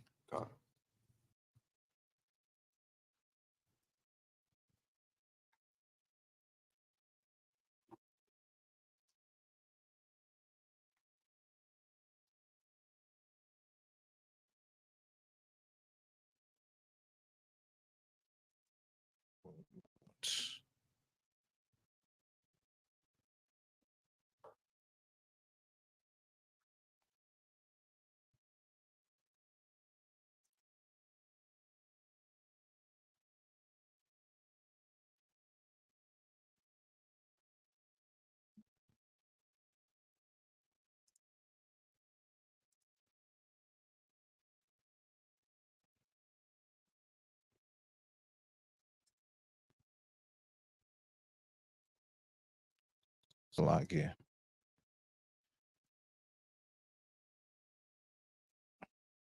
Yeah, give me 25, 1 to 13. Salakia. Okay. Apologize for that. And I want you to understand something. Like Christ always came with these parables. Go ahead. The book of Matthew, chapter 25, verse 1. Then shall the kingdom of heaven be likened unto 10 virgins, which took their lamps and went forth to meet the You can bridegroom. just stop right there. Just give me the beginning. Give me the beginning again. Come on. The book of Matthew, chapter 25, verse 1. Then shall the kingdom of heaven be likened unto 10 virgins. The kingdom of heaven, this is Christ speaking. The kingdom of heaven shall be likened unto 10 virgins. I think about 5 of them actually got their thing in order, but Christ compared the king of heaven to having how many virgins? 10. 10 wives. Not guarantee you're gonna have all 10, but it was multiple potential wives that Christ compared the kingdom of heaven to.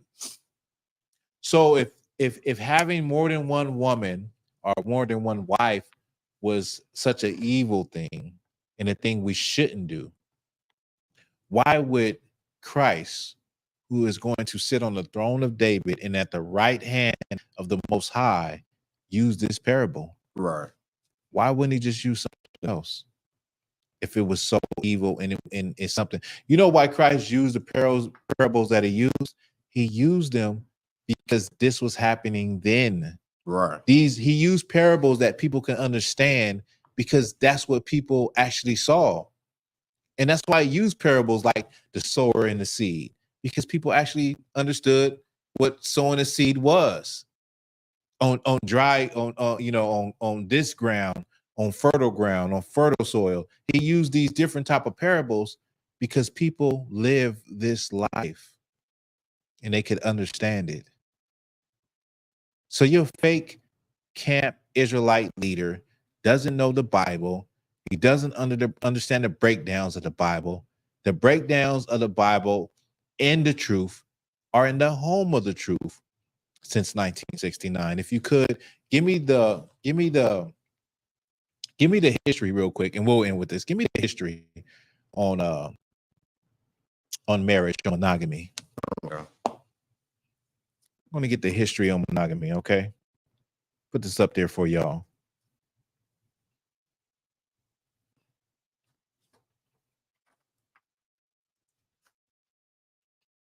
You want to know? Sorry. Yeah, give it to me now. It says Roman marriage was a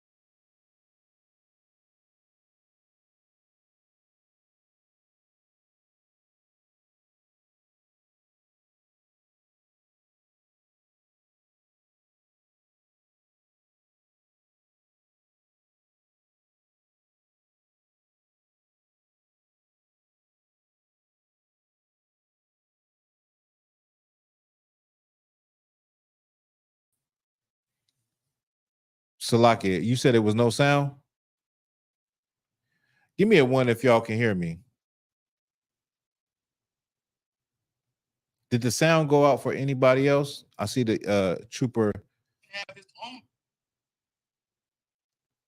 the sound go out for anybody else? All right. Let me see. Let me go back in. You can hear it now. Okay, y'all can hear it now, but you couldn't hear it when I had it on full screen.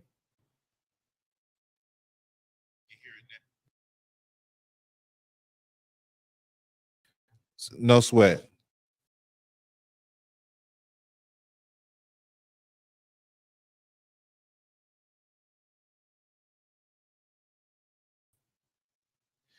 Okay, look, we'll leave it like this because I know for sure that y'all can hear me. Go ahead.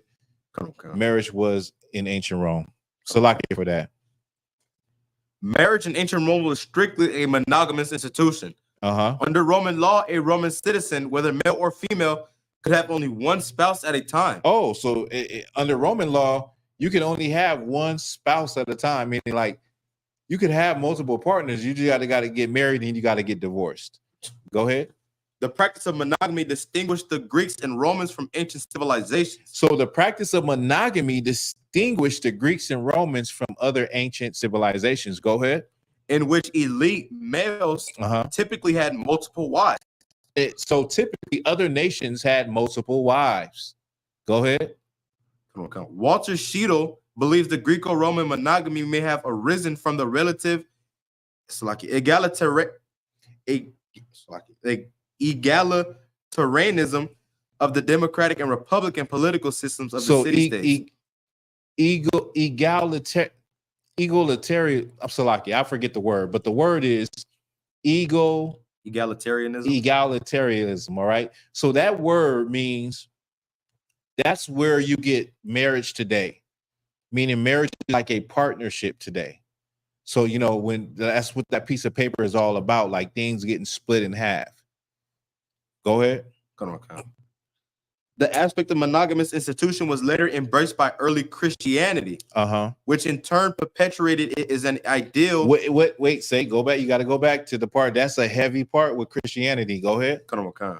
The aspect of monogamous institution was later embraced by early Christianity. So it was embraced early by the early Christianity. That this is like in the Byzantine Empire, ancient Rome.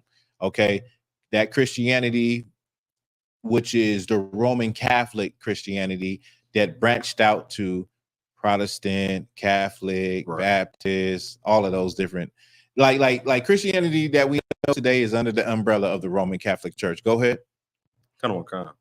Which in turn perpetuated it as an ideal in later Western culture. Later what? Western culture. And later Western culture. Western culture being America, Europe, Britain, France, westernized society. When your ancestors came here on slave ships, Chicago slave ships, that's where you learn, and it was ingrained into you that a man should only be with one woman. Now, going back to these cats that was speaking about teaching the Bible, saying that a man should only be with one woman, that's not my argument. According to the Bible, a man can be with one woman, he could be with multiple women, or he doesn't have to have no women. Right. You know, there's people today that are what they call virgins. You know, biblically, a virgin is somebody of marriageable age. The original meaning of virgin didn't mean somebody that never had sex. Okay, it just meant somebody of marriageable age. But you have people today. I think I seen a video with a sister where she was actually, she probably in her late 30s, early 40s, and she had never had sex with a man. You have people like that. You got people that, for religious reasons, they don't have a husband or they don't have a wife. Like I said before, Christ didn't have a wife. Paul didn't have a wife. It was many brothers. Like Christ said, there are eunuchs that's made for the kingdom of heaven, meaning there's people, you know what a eunuch is, a man that doesn't have his stuff down there, but spiritually, there are people like that they dedicate their lives to following the Lord, and they never have that desire. But Paul also said, if you burn, meaning you have that desire to be with a woman, you have that desire to be with a man, you should marry. You should be with somebody and you should get married. But what I'm talking about has nothing to do with me proving the point that you can have multiple women or whatever the case. My point is, there's so many different brothers out here that's teaching the Bible that are not teaching it correctly. Right. They are not teaching the truth of the Bible. And the truth of the Bible is there is no law that a man can't have more than one woman. There's no law that a man has to be monogamous. I mean, just be with one woman. There's also no law that a man can't be without a woman, or a woman can't be without a man. You can do whatever you want to do. But if you're going to burn, if you feel like, man, you know, I need to be with a woman, I need to be with her, you should do that thing. It's better to do that than to burn or to turn to fornication. Though you poking a hole in the wall or something. Hey, I mean, it's better to do that. It's better for you to do it the right way, and for you to do it the wrong way, which is fornication, which is unlawful sex, which is you so wig out. You look at your brother, or you look at your sister, or you look at your auntie. Or you look at the cow outside. That's what they do in other places. It's crazy it may sound crazy for me to say that, and you hear me say this, but this actually happens in other countries. This happens all the time. These are things that people do, and y'all know what happens in America. You know that incest and all that stuff that happens. You know what I mean? But with that, I'm going to wrap it up. Let's clap it up. Let's clap it up. Wrap it up. I'm gonna wrap it up. Hey, Tawada, thank you for everybody that's been rocking with me tonight. I'm gonna just run down these names real quick. There was a lot of people in the call today. We were live on Hollywood Israelites, and we were live on Nevada. We were live in Vegas. So shout out to y'all in Vegas. Sister Baraka Nawa, man, I'm gonna have trouble with your name. UPK Trooper. Nathab Balem. Nathab Ilam. Nathab Balem. Nathab Ilam. Nathab Ilam. Nathab Ilam. Nathab Ilam. The water. Quadash Ya'ala. Issachar Reyes. Yakawan, my main man in the house. Brother Dominic from Oceanside. Shout out to you. Let me see. Sister Nazam Ana Jewel. Shout out to you. Let me see. I'm scrolling. I can't see the picture. I don't know if this is a brother or a sister, but DF, shout out to you. Sister Ayla, One West, shout out to you. Let me see. Y'all was rocking with me, though. Y'all was up in here rocking with me. Kev, shout out to you. Mercedes Collins, shout out to you. Yeah, the way you broke it, hey, look, the way you put it in there, that makes it a lot easier. Nathab Ilam. Nathab Ilam, right? Most High Christ. Ate the water for that, Olivia Arnold.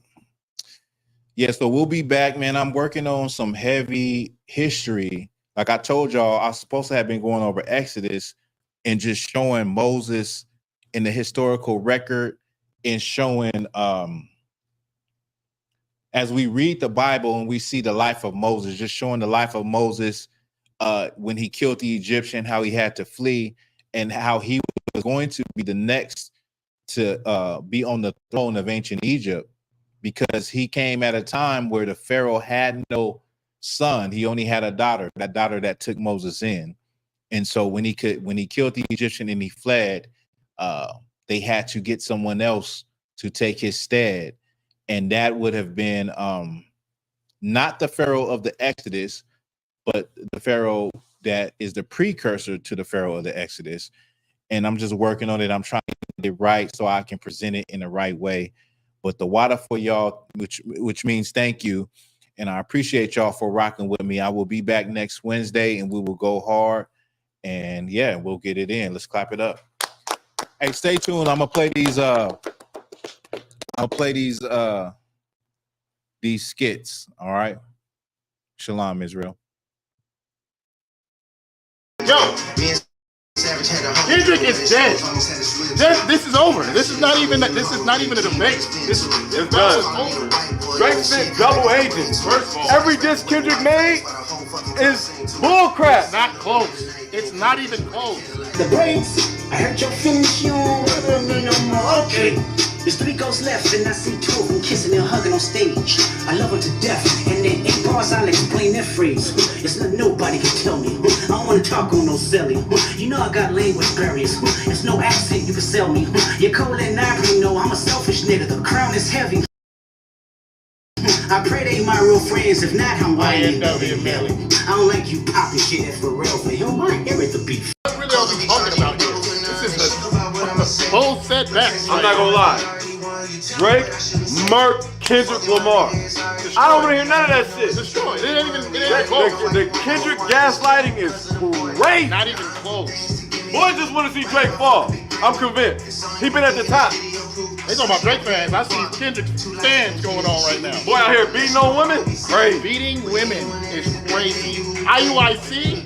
Whoa. Whoa. Whoa.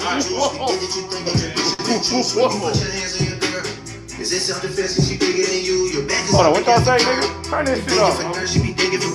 Why did you move to New York? Y'all talking about Kendrick?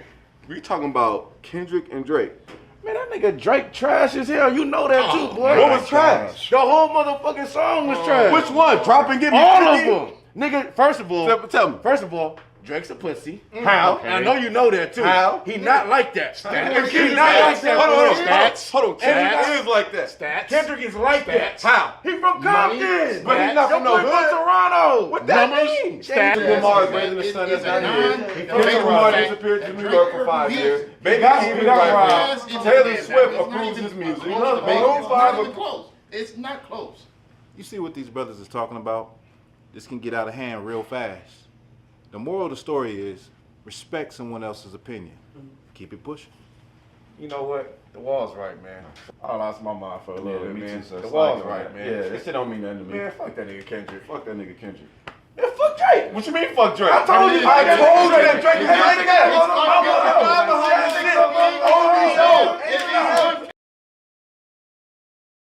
and Christ is Solomon.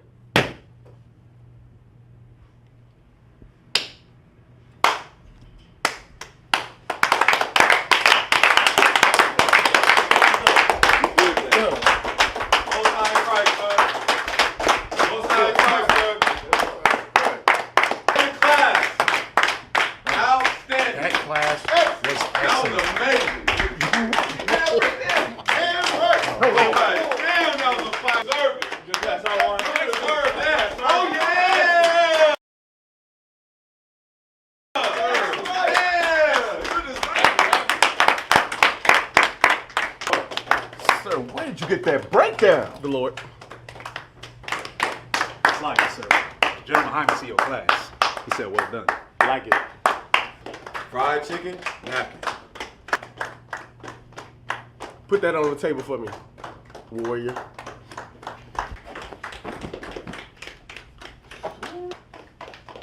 I'm right. Rank raise coming, warrior. He's coming to holler at you about that class. All right, for sure. Excellent class, by the way. Well, I appreciate that, boy. Yeah. After you. There he is, man of the hour. Take a seat, man. Take a seat. What's going on with you, brother? Pour us up live. Listen, man. Heard you taught a hell of a class. Hey, man. The water, sir. The water. Excellent job, by the way. Hey, look, man. You know what I was thinking. Tell me what you think. Thursday, 7 p.m. Prime time. Scripture breakdown. What you think about that? I'll consider it. Man, that's all I need you to do, man. YAHANNA. YAHANNA. And more, man.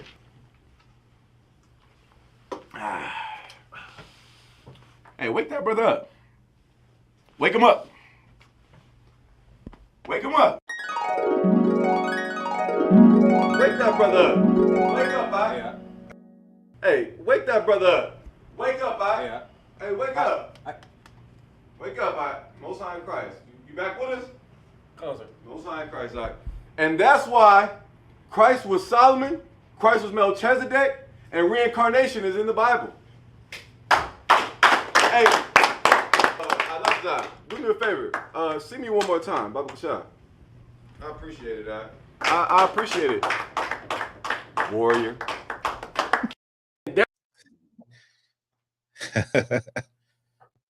All right, y'all. We up out of here. Up out of here. Shalom, Israel.